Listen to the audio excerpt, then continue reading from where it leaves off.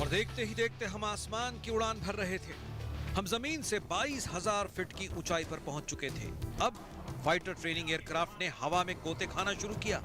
कभी हमारा एयरक्राफ्ट आसमान में बादलों को चीरता हुआ निकला, तो कभी कलाबाजी करते हुए जमीन को छूने लगा।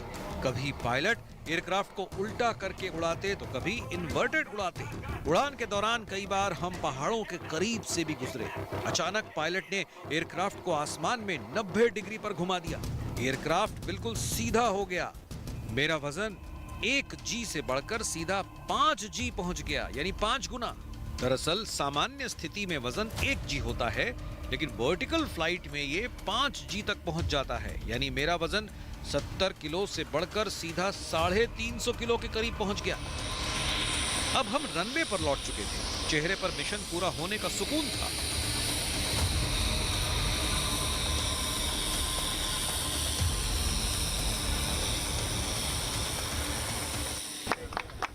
नहीं, बहुत अच्छा है। और आई थिंक अवस्थी जी बताएंगे ज़्यादा कि किस तरह से हम पहाड़ों के बीच में गए और फिर एक तरह तो बादल के बीच में भी चले गए थे, तो अवस्थी जी उसके बारे में बताएंगे।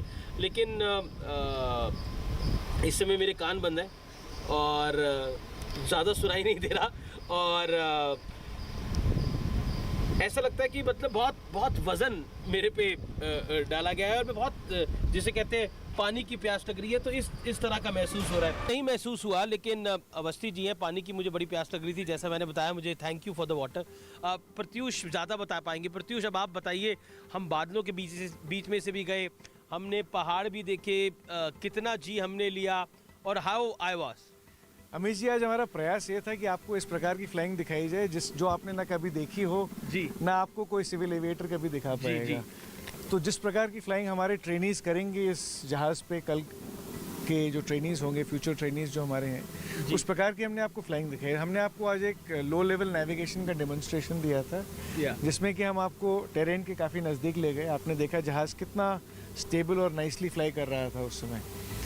उसके बाद हमने आपको थोड़ा इस बात से अनुभव कराया कि जब हमारे ट्रेनीज एरोबैटिक्स सीखते हैं, दैट मीन्स हवा में कलाबाजियाँ लगाना सीखते हैं, मनूवर करते हैं, तो उनके शरीर पे किस प्रकार के फोर्सेस आते हैं। तो आपने आज देखा कि हमने लूप किए, बैरल रोल्स करे। एक टाइम तो आपने प्लेन को फुल्का ऐसा कर दिया था, हाँ, सीधा खड़ा कर दिया। तो उस प्रकार आपने देखा कि शरीर पे काफ़ी जोर आता है, काफ़ी आता है। तब आपकी आंखों के सामने। कितना टन वजन होगा तब वो?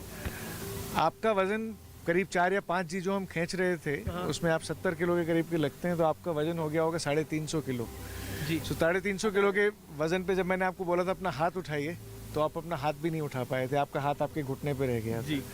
और जब हम बादलों के बीच में से गए तब थोड़ा लग रहा था। हाँ, बादलों के बीच से ले जाने का आपको अनुभव इसलिए कराया क्योंकि बादलों के बीच से जब जाता है इंसान, तो उसके विजुअल क्यूज फॉर फ्लाइंग खत्म हो जाते हैं। दुनिया ऊपर है, जमीन नहीं देख रहा था ना, जमीन आसमान का कोई ब्लाइंड पैच भी होता है। जमीन आसमान का अंतर नहीं आपको समझ में आता। आपको ये नहीं पता चलता जमीन नीचे है या आसमान नीचे है, कौन सी साइड ऊपर है। तो ये अनुभव कराने के लिए मैं आपको क्लाउड्स में ले गया था।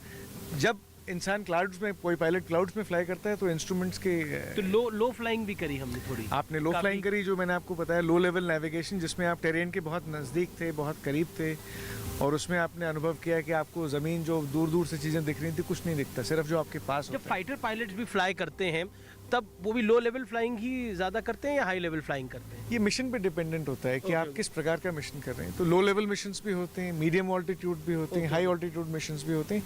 हम लोग एयरफोर्स में कोशिश करते हैं कि कम टाइम में ज़्यादा सिखाएं, और जो बच्चे कैचअप नहीं कर पाते उनको हम तो ये, अगर आप एयरफोर्स में जाना चाहते हैं, ये उन व्यूअर्स के लिए है जिनके बच्चे एयरफोर्स में जाना चाहते हैं, पायलट बनना चाहते हैं, तो आपको अपनी ग्रास्पिंग पावर जो है वो बहुत स्ट्रांग रखनी पड़ेगी। मतलब अगर आप जल्दी नहीं सीख पाएंगे तो फिर आपके लिए थोड़ा टफ होगा इसको क्रैक करना। I am right?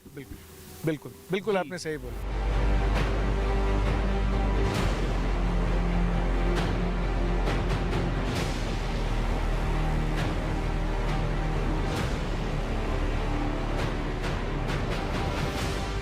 देश को आज़ाद हुए अमृत महोत्सव हम मना रहे हैं। इस देश में आत्मनिर्भर भारत, मेक इन इंडिया की बात होती है। हम HCL में मौजूद हैं, हमारे साथ डायरेक्टर डिज़ाइन अरूप चटर्जी इस समय मौजूद हैं। उनसे जानने और समझने की कोशिश करेंगे कि HTT-40 ये जो एयरक्राफ्ट है ये कितना महत्वपूर्ण है भारत के लिए, भारतीय वायुसेना के लिए, क्योंकि 75 साल हो गए भारत को आज़ाद हुए। ये अमृत महोत्सव हम मना रहे हैं, इसके क्या मायने हैं आपके दिलों में जब आप कहते हैं कि हम आत्मनिर्भर भारत की बात करना चाहते हैं, आत्मनिर्भर भारत की बात सुनना चाहते हैं, तो इसके क्या मायने हैं चटर्जी साहब? This aircraft is now totally cleared. हमने हर डॉक्यूमेंट अभी DRDO सेमिलैक को दे दिए हैं and we got all the support from CEMILAC, from DGQA, from air force, जिन्होंने AST ग्रुप, जिन्होंने हमारे साथ ये फ्लाइट ट्रायल्स किए हैं, सब लोगों ने सपोर्ट किया है और उसके बाद हमने अपना डॉक्यूमेंट सबमिट किया है। प्रोबब्ली नेक्स्ट 1 मंथ ये एयरक्राफ्ट की सर्टिफिकेशन कंप्लीट हो जाएगी।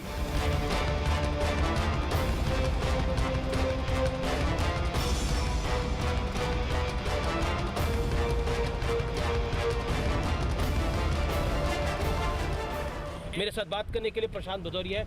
भदौरिया साहब, क्यों महत्वपूर्ण है ये जहाज? बेसिकली यही वो जहाज़ है जिसपे सारे एयरफोर्स के ट्रेनर पायलट जो हैं वो अपनी पहली ट्रेनिंग करेंगे, अपनी पहली उड़ान भरेंगे जी।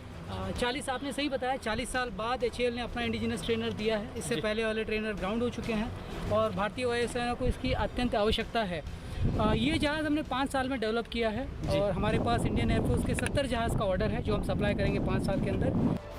तो अभी कुछ देर पहले हमने एक टेक्निकल टीम के साथ हमने आपको मिलवाया, लेकिन ये एक टेक्निकल टीम है जो लगातार ऑन ग्राउंड इस एयरफील्ड पे काम करती रहती है। जो 3 thumbs up for them. Hip hip hooray!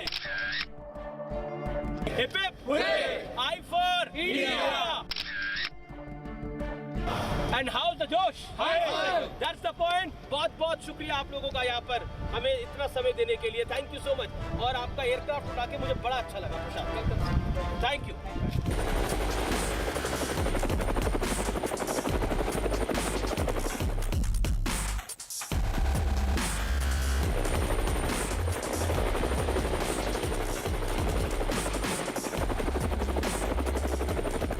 आज कुछ देर पहले हमने HTT-40 को फ्लाई करा, लेकिन वो वायुवीर था और अब बात है वायु चील की, यानी किस तरह से पायलट्स को तैयार किया जाता है वो हमने आपको बताया। लेकिन अब हम HAL के उस हैंगर पे हैं जहां पे तमाम हेलीकॉप्टर्स हैं और आज हम आपको उन हेलीकॉप्टर्स को भी दिखाएंगे जिनसे बॉम्ब फेंके जा सकते हैं।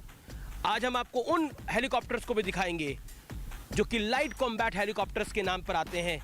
चेतक चीता हेलीकॉप्टर का आपने नाम सुना होगा। चेतक और चीता हेलीकॉप्टर को कौन सा हेलीकॉप्टर रिप्लेस कर रहा है, आज हम उसके भी दर्शन आपको कराएंगे जो आत्मनिर्भर भारत की सबसे बड़ी निशानी है।